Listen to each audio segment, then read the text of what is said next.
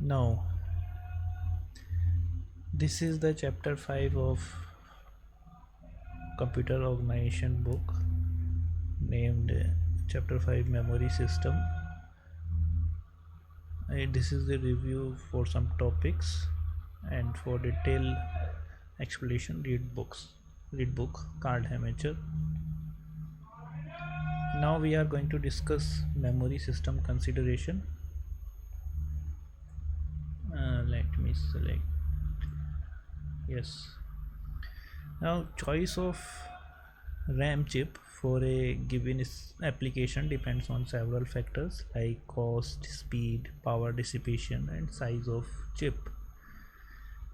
A static RAM are generally used only for very fast operation in primary requirement. Their cost size are adversely affected by the complexity of the circuit that realize the basic cells. They are mostly used in cache memories, and dynamic RAMs are predominant choice for implementing the computer main memory. The high density achievable in these chips make large memory economically feasible. Now this one circuit is a for memory understanding of memory controller. We have processor here and memory here. So control the memory, we need a memory controller. Let's discuss about that. What the memory controller do primarily, it's control these address lines. What is it? To reduce the address of lines here at the memory input, memory control use multiplexing. It multiplex the address and address inputs to dynamic memory. The address is divided into two parts. The higher order bits are used for row in cell array and are provided first is provided and launch into the memory chip under control signal, this one RAS. Next, the lower order bits are used for column, selecting a column. These bits are provided on the same address pins. These pins, same address pins is provided under the control of this CAS, that is column address select, and this is row address select. Now typical processor issues all bits of the address here at the same time. The required multiplexing of address bits is usually performed by the memory controller circuit, which is interimposed between the processor and the dynamic memory. Now the controller accepts the complete address. Controller accepts the complete address and the read write signal from the processor under the control of request signal, which indicates that memory access operation is needed. The controller then forward the row and column portion of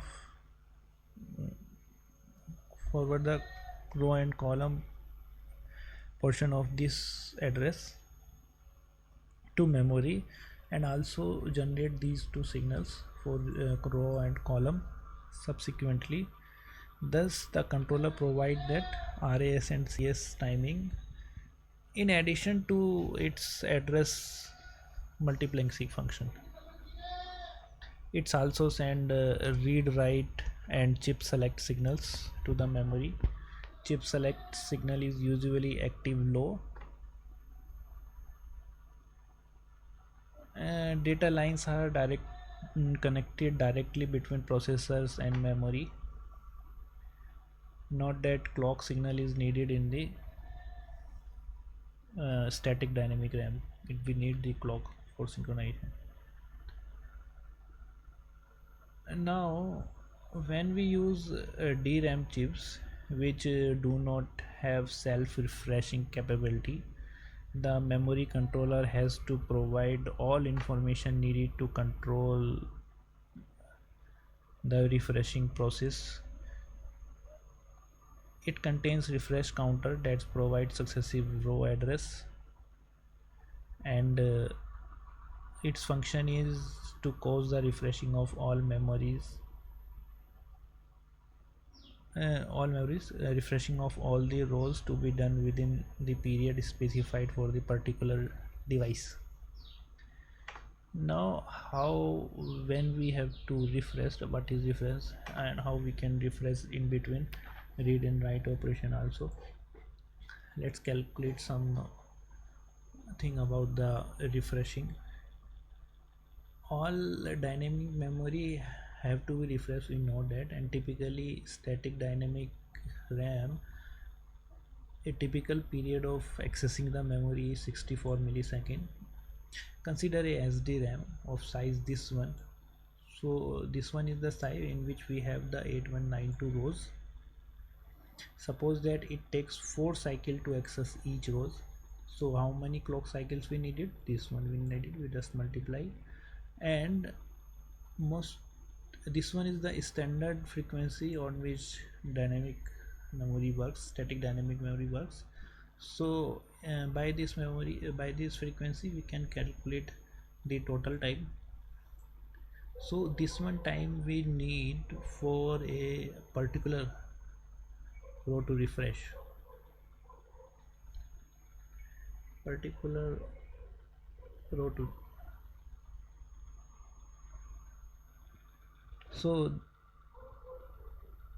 so the time refreshing process occupies 0.246 millisecond in each 64 milliseconds time interval, this one. So how much refreshed overhead is this one, 0.246 divided by 64, that is only 0.0034, that is around 4% of the total time available for the access memory, less than 4% for accessing the memory.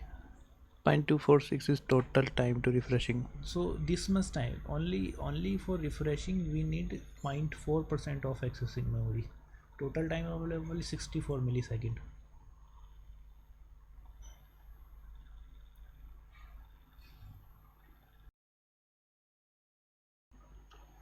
Now let's talk about Rambus memory. Actually, why we need the Rambus memory? It is actually designed by the Rambus company. Before that, we discuss about the some memory characterization. The performance of dynamic memory is characterized by its latency and bandwidth. Since all the dynamic memory chips are similar organization for their cell arrays, their latencies tends to be similar if chips are produced using same manufacturing process. On other hand, effective bandwidth of the memory system depends not only the structure of the memory chips but also the nature of connecting paths.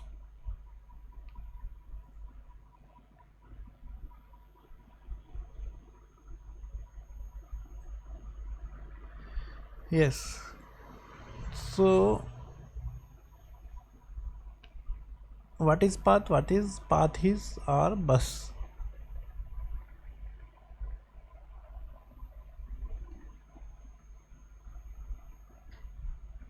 So speed of the transfer is not just a function of speed of the memory device, it also depends on the speed of the bus.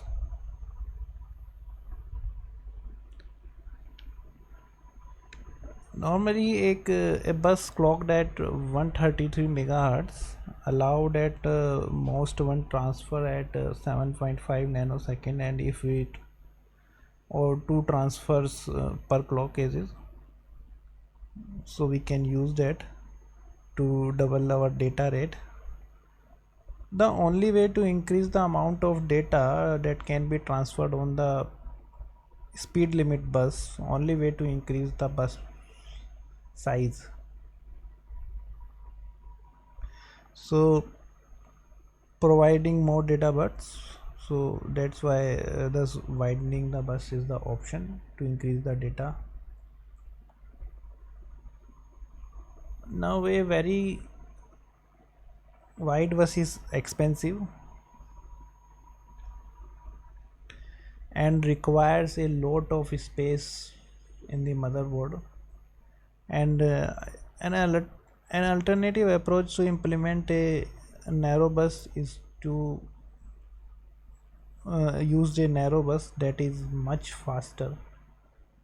This approach is used by the Rhombus company, and to develop a proprietary design is they develop a proprietary design is called as Rhombus. Now the key feature of Rhombus technology was a fast signaling method.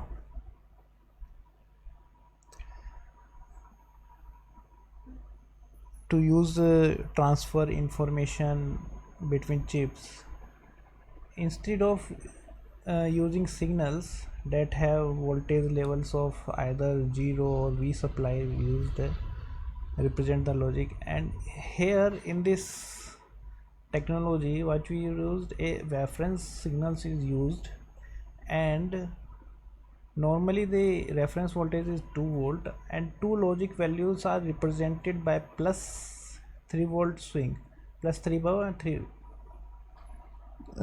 completely 3 volt swing is above and below of this reference voltage, that is around 2 volt. So there is a much less swing. This type of signaling generally known as differential signaling.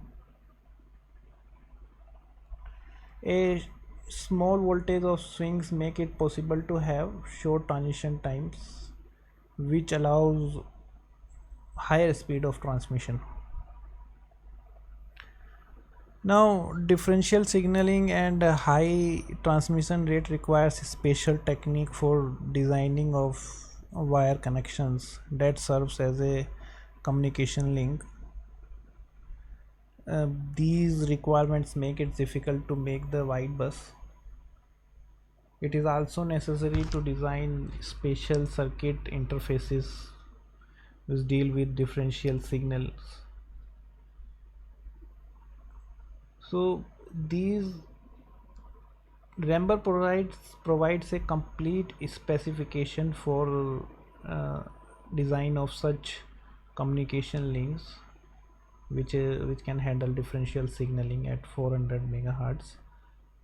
It is at 400 megahertz. If we use double signaling, double clock, positive is negative is, it can be 800 megahertz.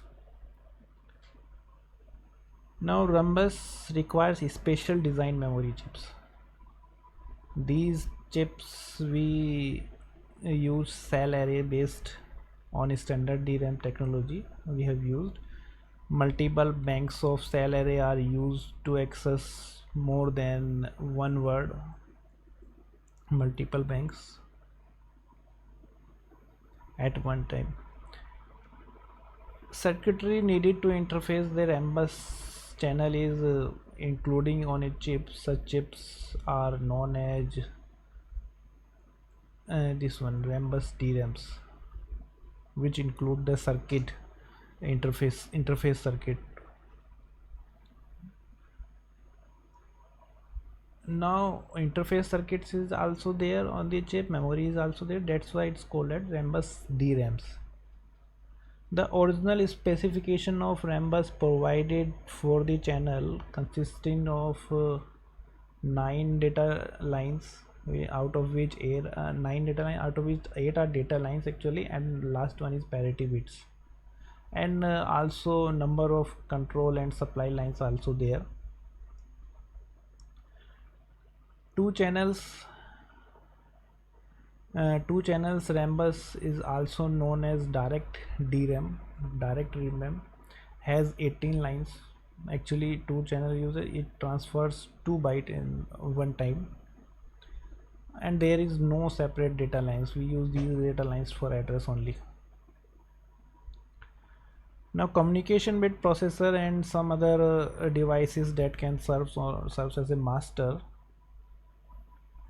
and here SDRAM modules, that is slaves, works as a slaves here, carried out by the packets. What are the packets? Packets are request packets, acknowledgement packet, or data packets. A request packet issued by the master indicates the type of operation, that is type of including memory reads, write, as well as reading and writing to various control registers in RDRAMs. When master issue a request packet, the address slaves responding by address slaves is responds by returning a positive acknowledgement.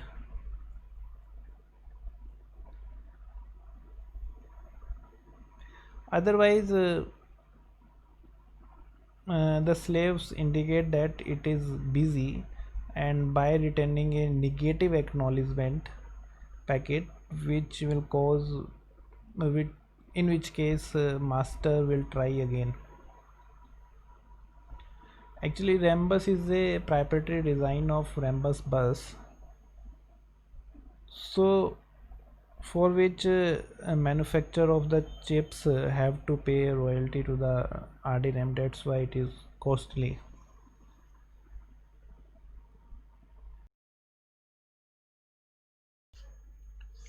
Now let's discuss about the read-only memories. Both SRAM and DRAM chips are volatile, which means that they lose the stored information if power is turned off. There are many applications that need memory devices, such devices which retain the stored information in if power is turned off. For example, in a typical computer, a hard disk drive is used to store large amount of information, including operating systems.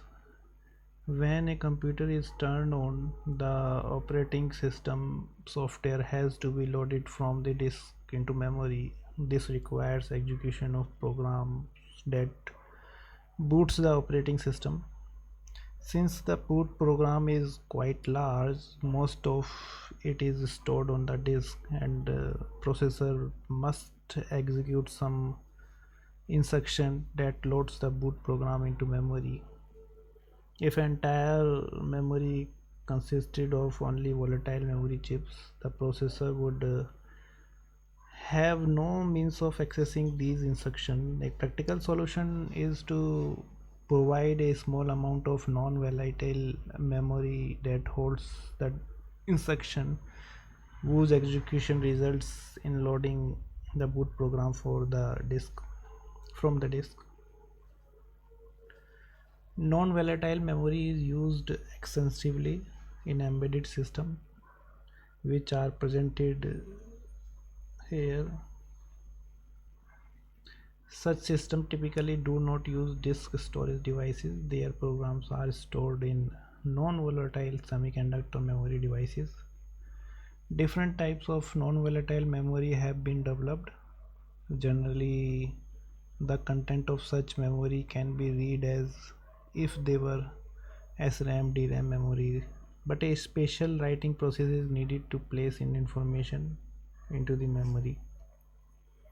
Since it needs operation involved only reading the stored data, the memory of this type is called as read-only memory. Now you can see that in the picture.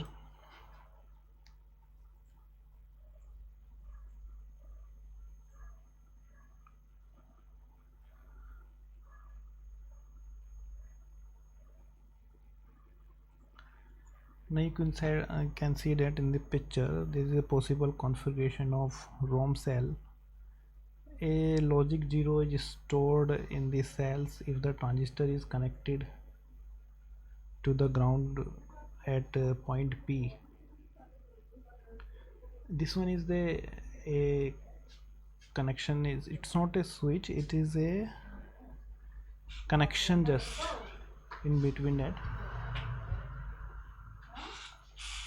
And if this connection is there,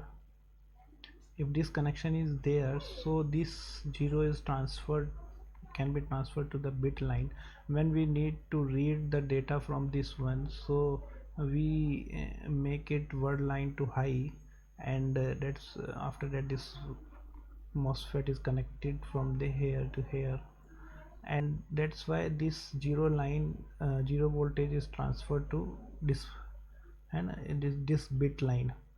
How it work, it may have bit line have some register here, and this one V voltage is supply here. Now its circuit is completed.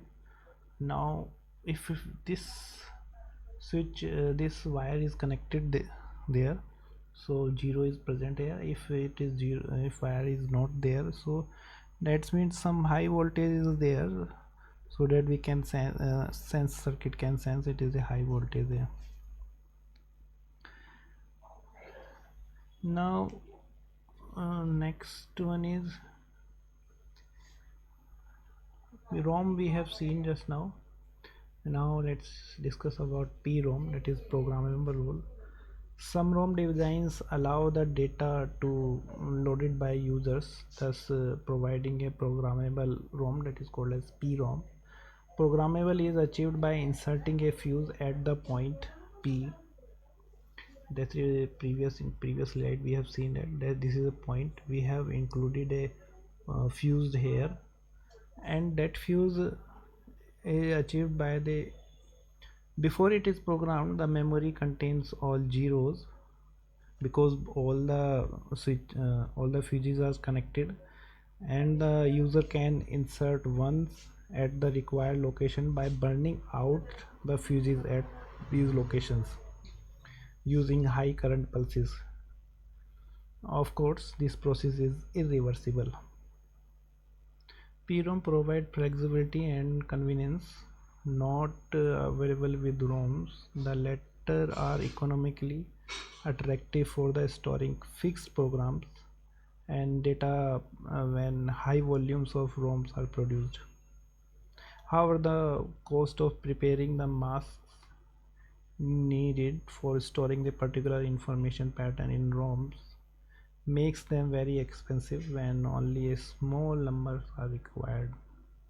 In this case, PRAMs provide a faster and considerably less expensive approach because they can be programmed directly by the users.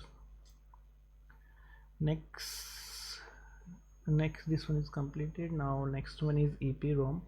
This is erasable reprogrammable ROM.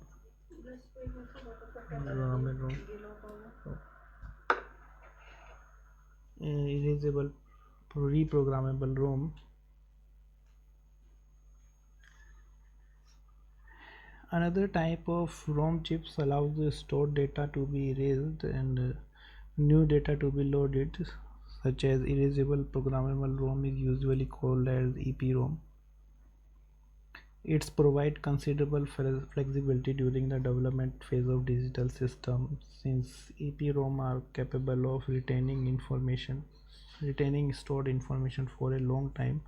They can be used in place of ROMs while software is being developed. In this way, memory changes and the updates can be easily made. EPROM cells has a structure similar to ROM cells. It has an EPROM cells. However, the connection to the ground, that the connection there was a connection. This one was P. This one more. This one is word line and this one is bit line.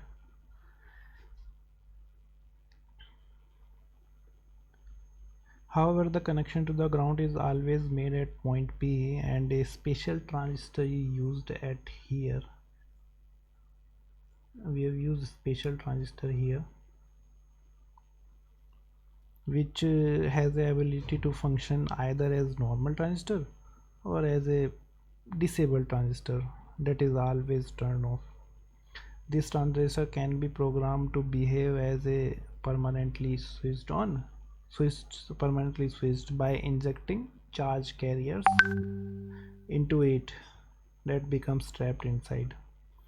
Thus, EPROM cells can be used to construct a memory in the same way as previously discussed ROM cell. The important advantage of EPROM chips is that their contents can be erased and reprogrammed, and erase requires displaying the charge trapped in the transistor of the memory cells. Erase requires dissipating the charge trapped in the transistor of the memory cell. This can be done by exposing the chip to the ultraviolet light, and that's why to expose in ultraviolet light there is a transparent window is there on the chip. Next one is EEPROM. It's these types of are the electrically erasable PROM. Previously in EPROM we need to remove the chip from the circuit to erase the content from that, to reprogram that one. It is possible to implement another version of erasable programmable that can be both programmed and erased electrically. Such chips are called as EEPROM.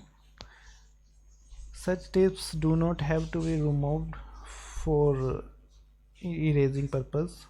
Moreover, it is possible to erase the cells contents selectively. The only disadvantage of EEPROM is that different voltages are needed to erasing, writing and reading the stored data. Now next one is flash memory, and similar approach to EEPROM technology has more recently given rise to the flash memory devices. A flash cell is based on the single transistor controlled by the trap charges, just like EEPROM cells. While similar in some respect, there is also substantial difference between flash and EEPROM. In EEPROM, it is possible to read and write of the contents of a single cell, but in flash devices it is possible to read the content of single cell, but it is only possible to write an entire block cells. Prior to writing, the previous contents of the block are erased. Flash devices have greater density, which leads to higher capacity and lower cost per bit. They required a high power supply voltage and consumes less power in their operations. So that's why they can use in MP3 music players, handheld devices, mobile phones. Next one is flash cards. One way of constructing a large module is to mount flash chips on a small cards. Such as flash cards have a standard interface that makes them usable in variety of products. A card is simply plugged into the conveniently accessible slots, and flash cards come into variety of memory sizes. Typical are 8, 32 and 64 megabytes. A minute of music can be stored in about 1 megabyte memory using the MP3 coding format. Hence, 64 megabyte flash card can store an hour of music. Next one is flash drives. Larger flash memory modules have been developed to replace hard disk drives. These flash drives are designed to fully emulate the hard disk to the point what they can be fitted into standard disk drive base. However, the storage capacity of flash drives is significantly lower. Previously it was not. Now currently the capacity of flash drive is terabyte, and in concert flash drive can store many gigabytes. Flash drives are solid-state electronic devices that have no movable parts, provided some important advantages. They have shorter seek time, access times, and which results in faster response. They have lower power consumptions, which makes them attractive for battery driven application. They are also insensitive to the vibration.